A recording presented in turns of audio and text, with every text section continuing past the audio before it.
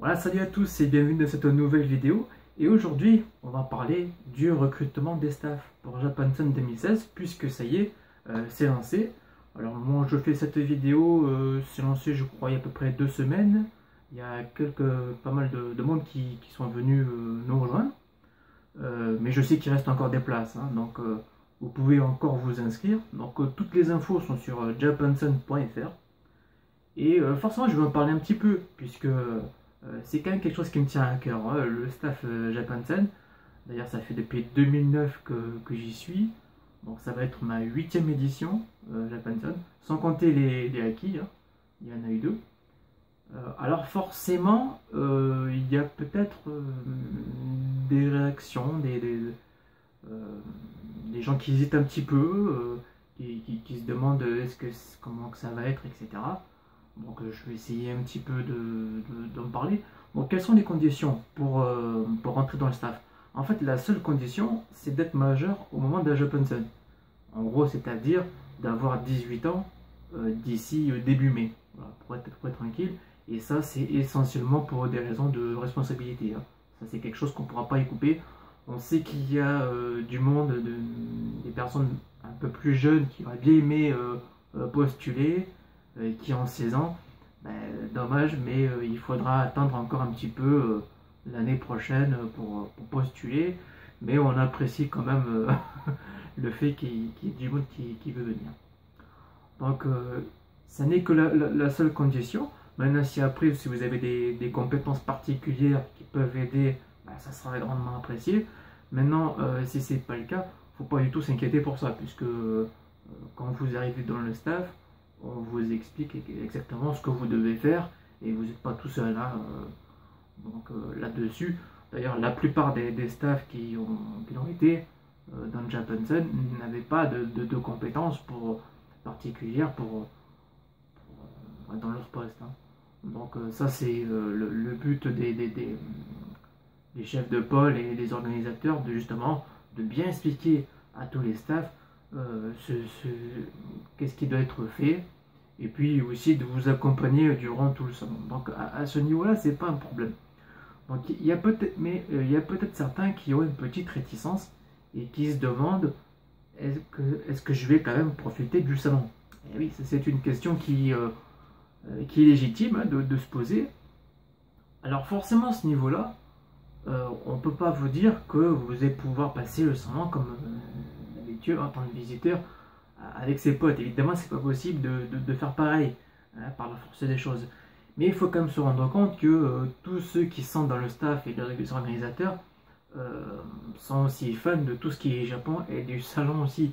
Donc à ce niveau-là, on essaye quand même de se mettre quelques pauses pour profiter du salon. Si vous voulez assister à telle ou telle animation, en général, on essaie de s'organiser pour que chacun puisse assister à peu près aux choses qu'il a envie d'assister. Évidemment, c'est pas possible de tout faire, puisque on est quand même un staff aussi.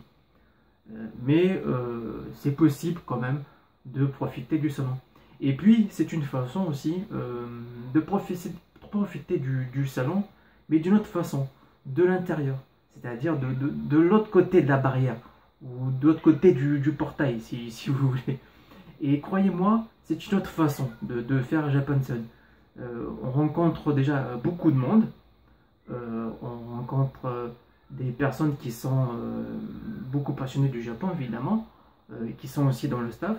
On fait connaissance pas mal aussi avec les exposants, hein, puisque on a le temps de discuter avec eux aussi. Et aussi, il faut voir que quand on est staff à Japansen, on commence déjà bien avant, c'est-à-dire que on commence à préparer avant, et puis on essaye de faire une soirée où on voit à peu près tout le monde, hein, histoire de faire la connaissance. Et puis ça continue même après la fin. C'est-à-dire qu'après, on fait le bilan. Et même tout au long de l'année, bah, c'est arrivé régulièrement qu'on garde contact, il y a des amitiés qui se font, hein, donc ça, c'est vraiment un autre point qui est vraiment très intéressant. Donc moi je vous conseille, faites-le au moins une fois, au moins une année, et vous verrez comment que c'est. Je sais qu'il y a des staffs, ils n'ont fait qu'une année, bon, ils n'ont pas refait parce que soit ils n'avaient pas forcément envie de le refaire, soit parce qu'ils voulaient être cosplayer, parce que ça c'est une petite notre condition, c'est que on peut pas être cosplayer en même temps et participer à un concours de cosplay, hein, vous l'aurez compris. Donc certains ont voulu quand même être cosplayer, donc ils ne sont pas revenus dans le staff, mais c'est pas grave, au moins ils auront essayé cette expérience, voilà. Donc c'est vraiment une expérience à faire. Même certains qui l'ont pu l'indiquer sur leur CV, ça a été mon cas aussi. C'est toujours bon à marquer, hein. D'autant que le salon est quand même connu pas mal dans le sud de la France et même autre part aussi, hein. Il suffit de chercher sur Google, on trouve très vite Japanzen, hein, avec des avis très positifs. Donc n'hésitez pas à franchir à faire le pas. N'hésitez pas aussi à poser des questions. Il y a un groupe Facebook, il y a aussi, vous pouvez aussi me demander, posez vos questions, on vous répondra. Voilà, si vous avez des interrogations par rapport à ça. Il y a aussi peut-être des personnes qui ne savent pas si elles seront disponibles d'ici le mois de mai. C'est vrai qu'on est encore assez loin. Ce que vous pouvez faire dans ce cas, vous pouvez quand même vous inscrire, mais dans l'inscription, dans le formulaire, il y a un petit champ commentaire et vous indiquez bien que vous n'êtes pas encore sûr de votre disponibilité. Et forcément, quand vous serez sûr de votre disponibilité ou pas, dites-nous-le assez tôt quand même, hein, pour qu'on puisse justement bien s'organiser. Donc, mais envoyez quand même votre inscription. Comme ça sera un petit peu mis de côté et quand vous le saurez, hop, on récupérera de suite. Donc voilà à peu près ce que j'avais à dire. En tout cas, c'est quelque chose que moi, quand j'avais démarré en 2009, je ne pensais pas du tout le faire encore aujourd'hui en 2015 et en 2016. Je ne pensais pas du tout que ça prendrait pas mal de temps dans ma vie. Et vous ferez la rencontre de gens vraiment intéressants. Voilà. Donc n'hésitez pas à vous renseigner. Et vous verrez bien. Et j'essaie aussi de vous faire partager un petit peu d'intérieur. Je peux pas trop en dévoiler non plus parce que je peux pas montrer comment se fabrique le salon. Il y a un petit, on va pas dire un secret professionnel, mais il faut quand même garder, pas secret, mais en tout cas, on peut pas dévoiler comment se monte le salon. C'est pas possible. Mais j'essaie de faire un petit peu quelques petites vidéos pour vous expliquer quelques petites choses. Donc je pense que ça peut intéresser du monde. Voilà. Donc c'est un petit peu le grand début de Japanzen 2016, même si les orgas ils travaillent depuis pas mal de temps déjà, mais c'est vraiment le grand lancement, on va dire, public.